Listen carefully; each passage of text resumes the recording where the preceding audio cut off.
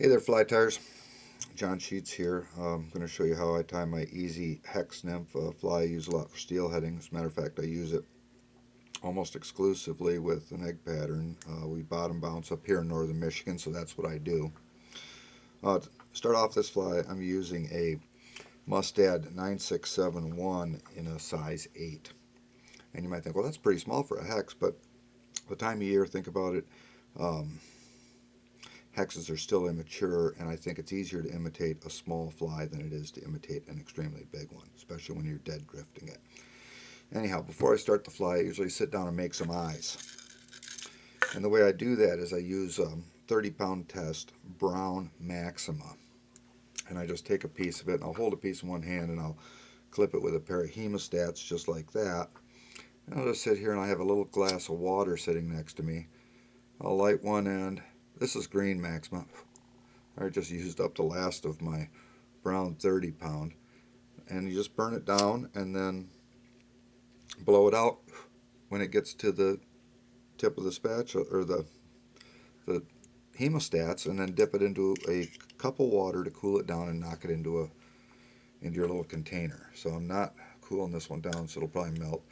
Nope, it's fine. Anyhow, I'll sit down and make a batch of eyes before I even start this fly.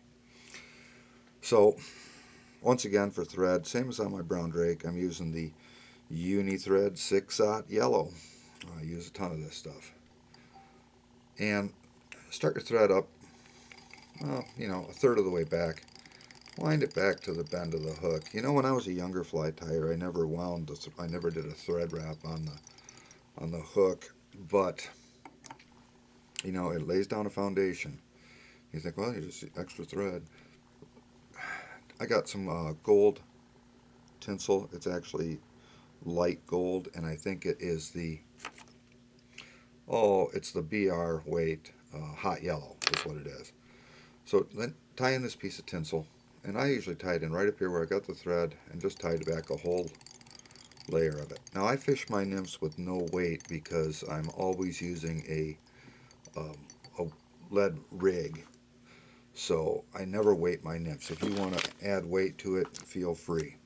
So wind the tinsel on, then go back up to the front. Now I've got a mixture here. It says Ice Dub UV light yellow, but what it is it's half and half. It's one package of Ice Dub and one package of cream Antron dubbing, because I just think that as a blend it really makes a great this hex nymph. I just buy packages and blend it together just to tie this fly. So if you got a rotary vise, you can rotary this body on. On almost all my dubbed body flies now, I wrap a 2-layer body from front to back and then back to the front again. It takes a little more time, but the flies just last a heck of a lot longer. So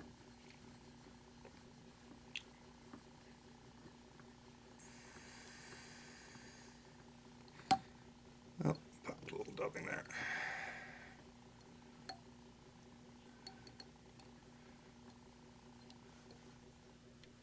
Spin on a little more dubbing, and wrap this up. And I generally make it fairly slender. It's not a really bulky fly.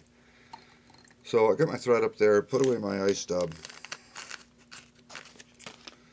Then I grab, I go to the grocery store and buy ostrich feather dusters, and then I just come home and take them apart, and I take the feathers off of them, because I go through a lot of these feathers too tying this fly. Try and pick out the ones that have nice frilly gray fronds that are fairly even in length. So I'm going to take a bundle of that for the tail and gills and cut it off. Not too big of a bundle, just enough, just like that. Check the tips, see that they're all pretty well lined up, and you can tug out, you can tug it out and make it even, or you can burn it shorter if you want with a lighter. But then I'm going to grab this, and this is going to be my gills back, or not, it's going to be my back and tail. I just tie that ostrich herl on here at the front, trim off the excess, Then I take my tinsel and I usually make one wrap right at the back of the body, and then I pull the ostrich curl down, pin it down with that first wrap.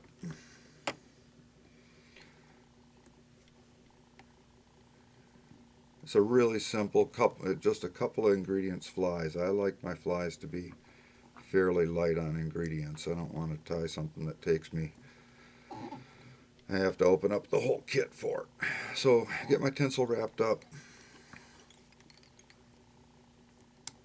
cut it off, and I take another bundle of that ostrich herl, about the same size as the first one. Make sure that the tips are nicely matched up, and then cut off that hank. This one the tips aren't too well matched, so I'm going to take a second and do a little manicuring. So I just trimmed that a little bit. Now, since I got that lighter out, I can just do a little burn on the edges. I think if you burn it, it just looks a lot more natural. I don't pay attention to which ones are natural and which ones are burned in my box. I just put them on because they work. So I'm going to put this on right up here. And a lot of Michigan hex nymphs have these wide split gills that are run all down the abdomen. But if you ever really look at a hex nymph, their gills flutter over their backs. They fold up over their backs and flutter. So I got my gills tied in now. And not only that, you're fishing this thing in moving water. It takes care of itself. For the wing case, I use turkey tail quill. I'll slip out of that. Wild turkey is what we use up here in northern Michigan because they're everywhere. You see one on the side of the road, roadkill, you ought to pull over and grab all its tail feathers. So before I put that slip of turkey on, though, I'm just going to do a little dubbing right here on top of this. And if you notice, the gills are tied kind of forward, but I'm going to go back over this. I'm going to tie in my turkey slip. Now this is doubled over. Tie it in on top of it. If I build up that little base there, I get a nice flat place to put my wing case. Tie that down with a couple of wraps, trim it off, get out more of the dubbing. And you know, when I'm steelheading, I'm generally bottom bouncing. Sometimes you lose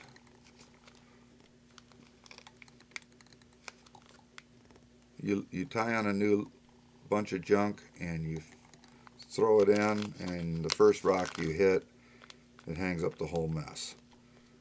It happens. So be prepared to use and lose flies.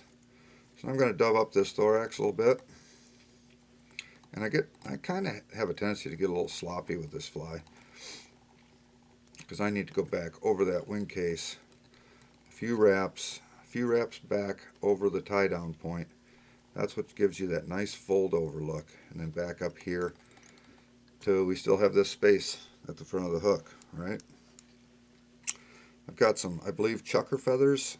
I just have a bag full of them. I acquired them a couple of years ago, and any lightly colored, mottled, soft hackle feather will do. Okay? You want it to be a light tannish with a little mottling. And this, all you need is enough for about 2 wraps. So we're going to tie this on right here at the front of this portion of the body. And grab my rarely used hackle pliers, except for tying really short hackles.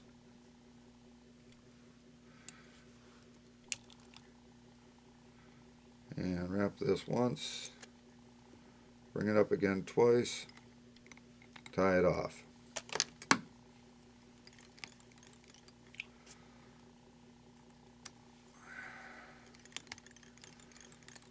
Wrap that back. Now we're going to grab our eye that we burned previously. We burned a whole pile of them, remember? I grab this, and sometimes they go flying, you know, and just grab another one. Don't sit there and search for it. You can burn another one in a couple minutes, and you can vacuum up the one that you dropped. Get it crossed over, and really get these eyes really get them on there. So I'll wrap around the eye, and then continue wrapping, and do crisscrosses, wrap around the eye, wrap around, until I feel like I've got that thing on there and it's not going anywhere. Then I take my last little bit of dubbing,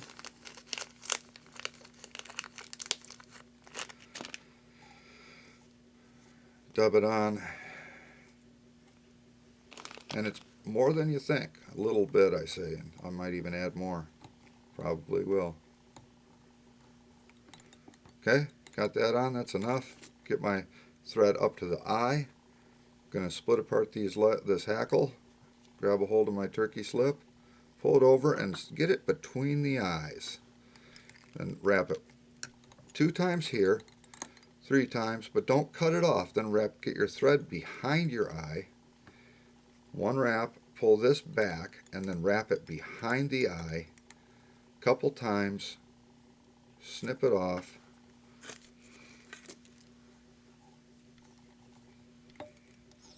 Do a quick little whip finish.